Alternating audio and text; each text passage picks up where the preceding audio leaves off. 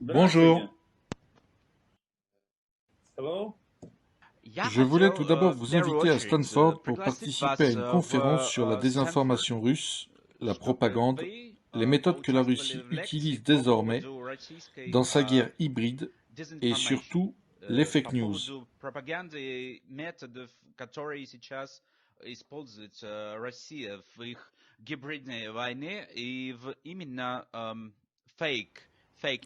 La conférence dont vous parlez est-elle rémunérée ou bénévole?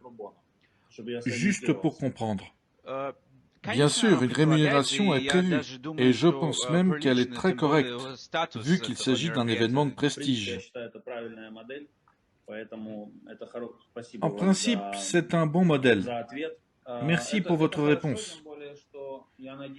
C'est une bonne chose, d'autant que j'espère me rendre dans plusieurs pays africains au cours de la première quinzaine d'octobre, où les récits de guerre russes dominent. Justement, l'Afrique. Quel est le problème avec l'Afrique? J'ai entendu dire qu'il y avait un problème. J'ai lu le tweet de Zakharova, où elle disait que le président Zelensky n'avait pas parlé au président du Ghana. Pas le Ghana, mais le Sénégal, je suppose. C'est un sujet de conversation en soi. Pour être honnête, parce que tout d'un coup, nos amis, nos partenaires, les États-Unis, les Européens, ont commencé à dire il y a quelques mois qu'il était très important de travailler avec l'Afrique, d'avoir l'Afrique à nos côtés. Je comprends le but de cette discussion, dans le contexte de la résolution du problème des céréales. Mais ce problème a été résolu, dans un format très étroit, certes, mais résolu. Mais les appels à mettre l'Afrique de notre côté ont continué. Il existe une opinion selon laquelle il faut beaucoup parler aux Africains, les convaincre et les rallier progressivement à notre cause. Mais je constate deux processus en ce moment. Premièrement, je vois certains pays d'Afrique qui sont, disons, réceptifs à la persuasion et ouverts à la conversation. Mais je vois aussi des pays qui ont adopté soit une position strictement pro-russe, soit une position strictement neutre. Impossible de les persuader de quoi que ce soit, quel que soit le temps passé avec eux. Ce qui peut être intéressant maintenant en Afrique, c'est l'inflation du prix de l'attention des dirigeants africains. Si lui, disons, le président du pays X en Afrique, voit que soudainement les Russes courent vers lui et lui demandent de les soutenir, et qu'en même temps les Européens, les Américains et les Ukrainiens courent vers lui et lui demandent de les soutenir aussi, alors dans cette situation, il est profitable pour lui de commencer à faire monter les enchères et de demander quel est le prix du soutien. Russie, que me donnez-vous pour me soutenir? Ensuite, il vient voir les Européens et leur dit « Ok, vous avez dit que vous donniez 100 par exemple, mais les Russes donnent 150. » Et de cette façon, je pense que dans cette course à l'Afrique, nous incitons plutôt un certain nombre de dirigeants africains à essayer de tirer profit de cette situation, plutôt que de prendre un parti ou l'autre sur la base de faits objectifs, sur la culpabilité ou l'innocence des uns et des autres. Il me semble que nous allons un peu trop loin avec l'Afrique à cet égard. Soudainement, il y a une telle course pour l'attention de l'Afrique. Quels sont vos objectifs maintenant? Qui voulez-vous avoir de votre côté sur le continent africain? Le Kenya, je sais. Quelle est votre cible? En avez-vous parlé au secrétaire Blinken? Comment pouvons-nous organiser cela?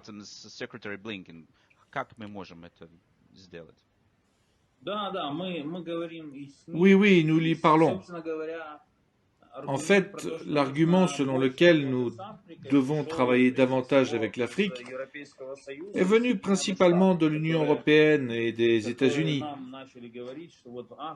qui ont commencé à nous dire que l'Afrique était importante, mais qu'elle n'était pas avec nous et que nous devions la sensibiliser. C'est pourquoi il y a plusieurs intérêts qui convergent dans cette situation pour nous. Le premier intérêt est essentiellement de rafraîchir nos connaissances en Afrique subsaharienne et de comprendre en quoi nos relations bilatérales pourraient, en principe, leur être bénéfiques. La première tâche est de retourner en Afrique. La deuxième tâche consiste, bien sûr, à sonder la disposition des pays à vendre certaines armes de type soviétique à partir de leur stock. Et la troisième tâche consiste en fait à promouvoir notre récit, à expliquer qui a raison et qui a tort, afin de se réserver leur soutien dans les formats politiques, tout d'abord à l'Assemblée générale de l'ONU et à d'autres niveaux, à l'Union africaine. Dites-moi maintenant quelle est la situation sur le front. Je sais pour la contre-offensive, je sais que votre renseignement est efficace. Combien de temps pensez-vous que cela va durer? Quelle est la situation actuelle?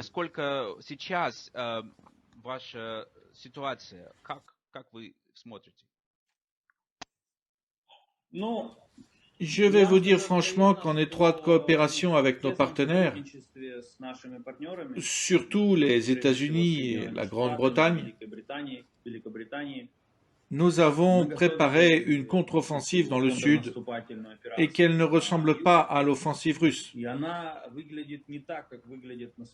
Quand l'offensive russe se déclenche, elle se déroule dans le style soviétique classique.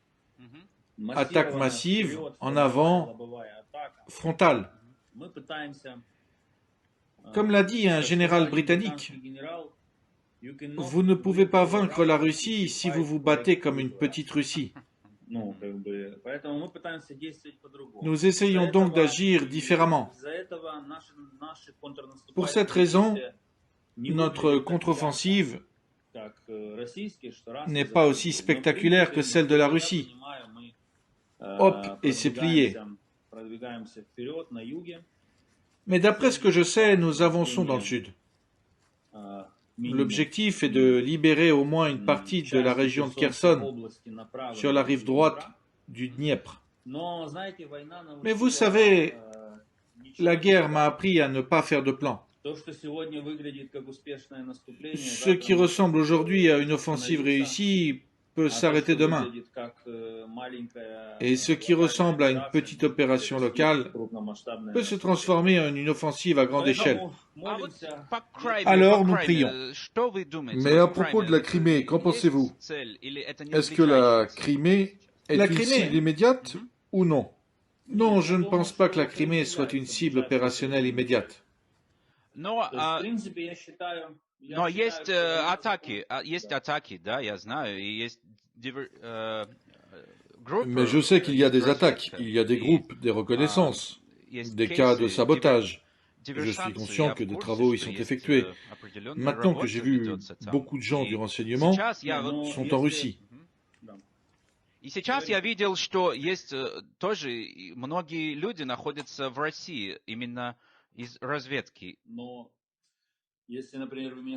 Si vous me demandez, par exemple, qui est derrière les explosions en Crimée ou à Belgorod, en privé, aussi privé que Zoom peut l'être, je vous répondrai que oui, c'est nous. Premièrement, la Crimée est une source de munitions pour l'armée russe en Ukraine et une base aérienne pour leurs avions, à partir desquels ils frappent.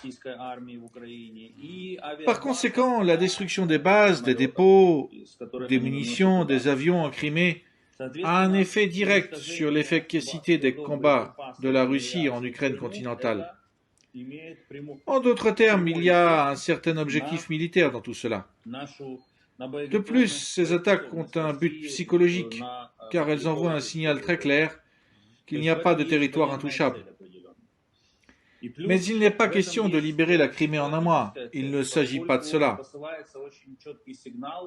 Il s'agit maintenant de saper la capacité de combat des principales troupes russes stationnées qui combattent en Ukraine continentale et d'obtenir un effet psychologique, un signal clair que nous reviendrons. Nous sommes déjà revenus avec des armes et il y aura une suite.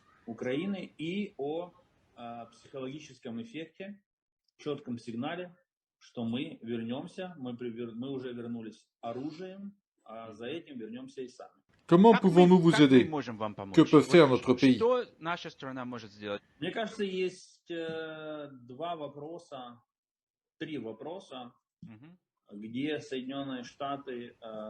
Je pense qu'il y a 3 domaines dans lesquels les États-Unis doivent continuer à jouer un rôle moteur. Je dis continuer car, objectivement, personne n'a fait plus que les États-Unis. La première question, c'est bien sûr celle des armements.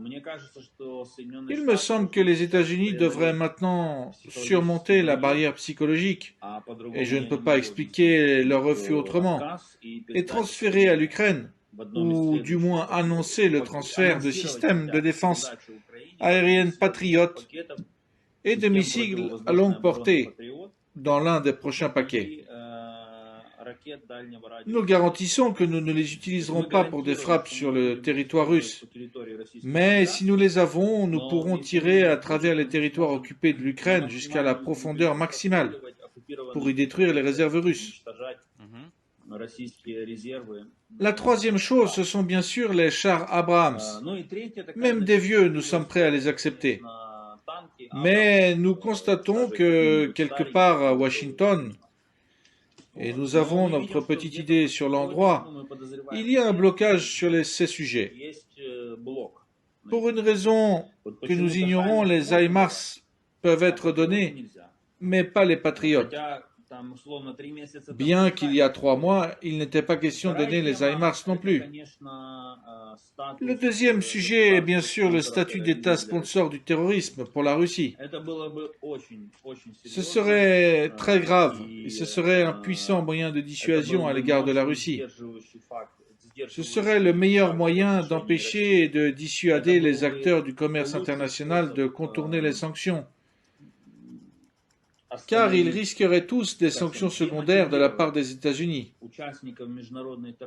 Et la troisième question est bien sûr le soutien macro-financier à l'économie, parce qu'une guerre ne peut continuer que tant qu'il y a de l'argent pour la financer.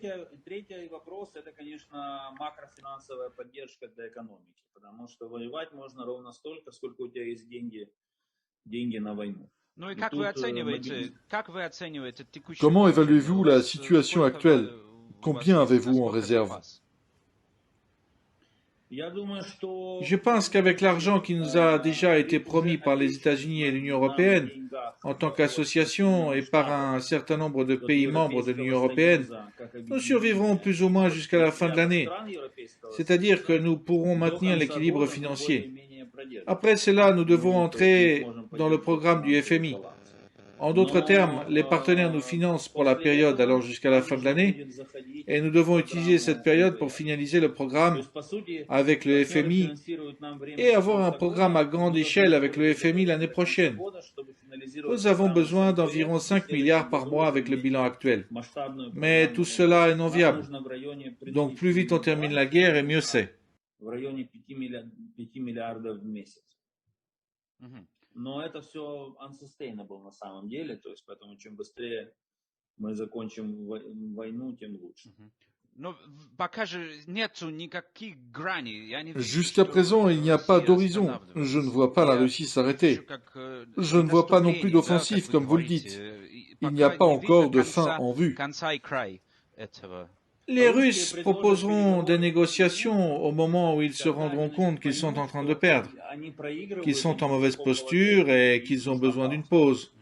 Mais si ce moment arrive, cela signifie que les négociations seront à notre désavantage. car cela signifiera que nous sommes en train de gagner et que nous n'avons pas besoin d'une pause. Et les partenaires doivent tous comprendre cette nuance. Mais vous savez que les accords de Minsk ont échoué par eux-mêmes. Absolument. Je dis à tous mes collègues ministres que nous ne reviendrons en aucun cas à cette période, à cette ère de torture appelée Minsk. Mais cela n'aurait pas pu se faire en soi, cela était impossible à appliquer vu la manière dont c'était rédigé. Exactement, oui. De toute façon, les Russes ne signeront pas un accord qu'il n'est pas dans leur intérêt d'appliquer. Et comment le voyez-vous? Y aura-t-il tout de même un accord, n'est-ce pas?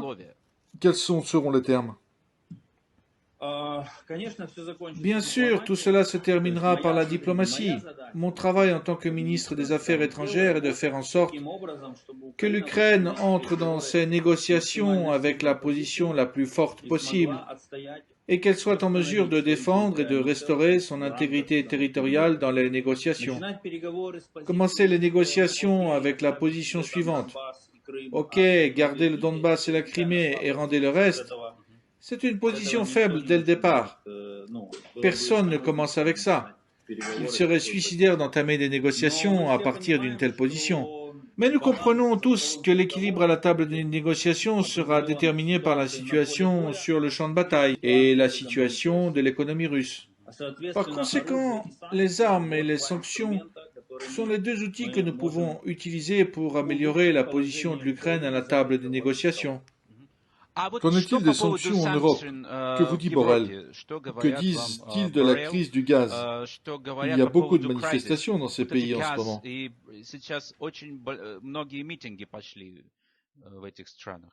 Les Européens sont dans un état de fatigue pure. Il faut les forcer. Il est de plus en plus difficile d'obtenir le soutien de la Hongrie pour les sanctions. La Hongrie devient de plus en plus agressive. Quelle est leur feuille de route? Nous attendons de nouvelles sanctions. Nous nous battrons et je suis sûr que nous obtiendrons gain de cause. Quelles seront les nouvelles sanctions selon vous? Parmi les grandes sanctions, nous ne pouvons parler que du gaz. Et je veux aussi couper les nouvelles banques russes de SWIFT. Nous avons un autre grand secteur de l'économie russe qui reste intouchable. C'est Rosatom, l'industrie nucléaire russe. Et je pense qu'ils devraient eux aussi être soumis à des sanctions. Nous devons examiner très sérieusement le fonctionnement de l'industrie militaire russe et continuer à appliquer des sanctions dans ce domaine également, afin de leur couper l'accès à toute technologie restante. Mais pensez-vous vous-même que tout cela est réaliste? Comment se comporte l'Europe en ce moment? De vous à moi, que vous dit Borrell lorsque vous vous voyez en tête-à-tête ou d'autres ministres? Est-ce qu'ils croient en vous ou pas? Est-ce qu'ils disent « Non, vous ne gagnerez pas » Quelle est leur appréciation?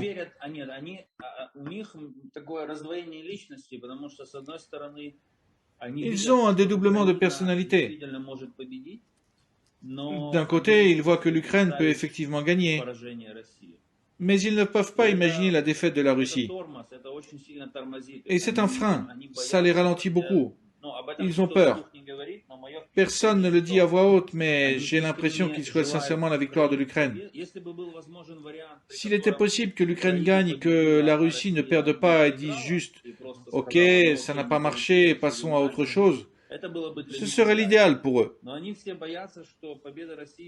Mais ils ont tous peur qu'une victoire de l'Ukraine signifie que la Russie prenne une revanche inadéquate sous la forme d'armes nucléaires, soit que la Russie éclate et qu'un processus se déclenche qui crée encore plus de problèmes pour l'Europe.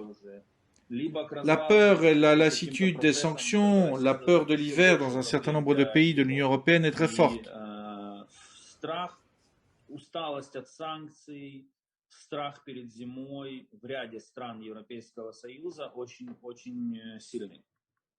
Comment se comporte la partie turque? Les Turcs pratiquent la diplomatie ottomane classique, c'est-à-dire qu'ils essaient de maintenir leur amitié avec nous et avec les Russes. Ils n'ont aucune sympathie pour les Russes, c'est certain à 100%. Ils ont de la sympathie pour nous, mais ils essaient de faire de l'argent sur la Russie, sur la guerre.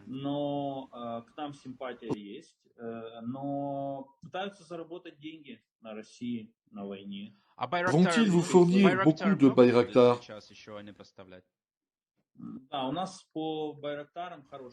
Nous avons une bonne coopération et aucune limite en ce qui concerne les Bayraktar. Pour résumer, cela ressemble à ceci. La Turquie entretient une coopération militaire et technique avec l'Ukraine et nous soutient en matière d'armement, tandis qu'elle soutient la Russie sur le plan économique, en essayant de faire des profits, de faire de l'argent sur les problèmes de la Russie. S'il faut esquisser la politique de la Russie en termes généraux, c'est à cela qu'elle ressemble. Des armes à l'Ukraine et des profits en Russie.